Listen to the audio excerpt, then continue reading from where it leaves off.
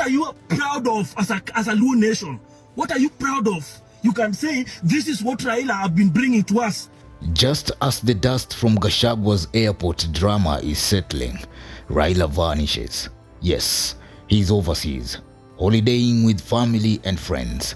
But in Kenyan politics, even a spa retreat comes with implications. Let's cut it right away to why this 30-second update might ripple into the 2027 landscape. I saw Raila Odinga saying, oh, we should have dialogue, we should have a national conclave, we discuss. What has happened is that old man has been sent by Ruto to create a diversion to slow down the one-term momentum. Raila Odinga took to Facebook on August 23, 2025 to share, quote, on a short breakaway from Kenya with family and friends, taking time to recharge, see you soon, unquote. 4 holiday photos, airport shots and relaxed smiles signal a deliberate pause from Kenya's partisam hum. This retreat doesn't happen in a vacuum. He recently reaffirmed support for President Ruto's government. Yes, the same Ruto he once opposed, and even campaigned for him in the AU chair race. The message?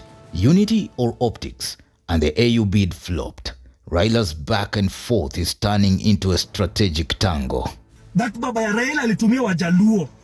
Raila pia mwenyewe anakuja anatumia baba yako, anatumia watoto wako, but you cannot think, you cannot wake up, and you don't want to wake up. It is so sad. Days before jetting off, he was at Kasarani with Ruto, cheering Harambee Stars. Kenya beat Zambia 1-0. Raila promised 500,000 Kenyan shillings to each player. He celebrated in the locker room, joked with the squad, urged them to believe, and delivered. A symbolic moment. Political capital scored off the field. Meanwhile, the next match against Madagascar, Harambee Stars was kicked out, knocked out. Meanwhile, tensions are simmering. MPs bristled when Raila suggested CDF funds go to governors instead. Secondly, there is only 2 levels of devolution. National and 1 level, county. Constituency is not an element of devolution. Devolution remains at the county. Down there at the constituency, the county government does implementation of the projects. I'm saying, correct.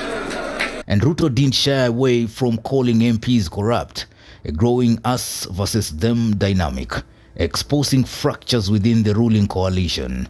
No micromanaging here, just power lines redrawn. Who gave the alleged inducement? Number 3, what was the purpose of the inducement? How many pipes are leaking government revenue to private pockets? Do your work as members of parliament. Let us call them out. Let us take the war to them. Why don't you arrest them? Why do you come to tell us? What do I have to do with it? You are the president. You are saying you want to fight corruption. And you know those who are stealing. What are you waiting for? If it is corruption everywhere, and it must be fought in that manner. Nothing and nobody should instill fear in you in doing your work as members of parliament. Because you are duly elected by the people of Kenya to exercise oversight even over the executive, even the office of the president, and even the president himself. That is why this house has powers under this constitution to impeach those in the executive, and those in the executive can do nothing to remove you from this house.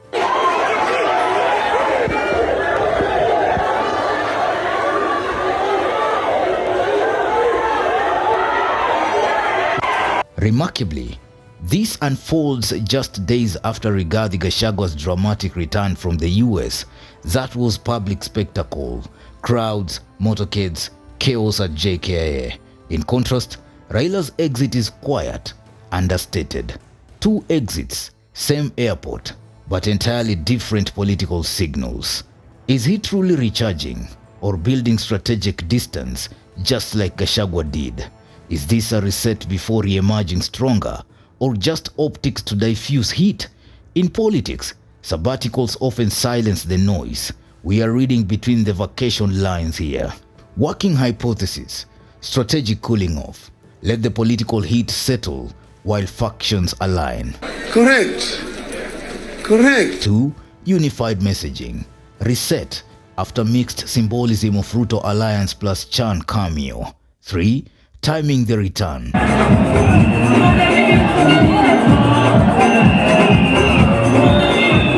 Perhaps to coordinate new announcements once Gachagua's returns fade.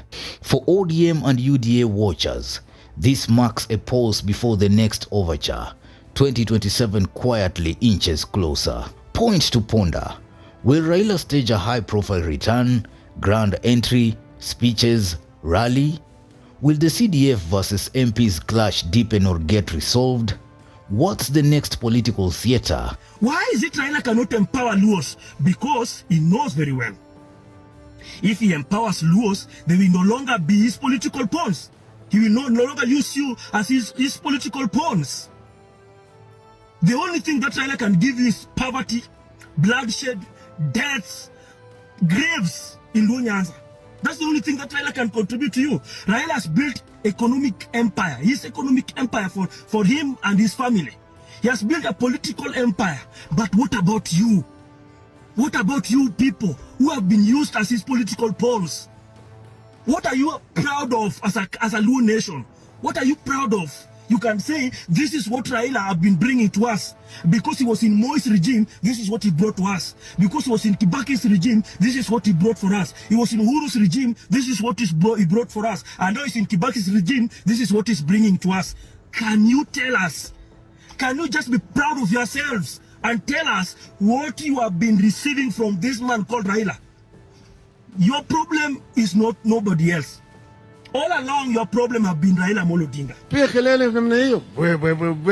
He doesn't intend to be president. He has no such intention. He's not interested. He likes power, but with no responsibility. He doesn't know how to take responsibility. So he creates problems. He is invited into government and starts eating. And that is why, like now, he is quiet. Because he's a very good observer of good manners.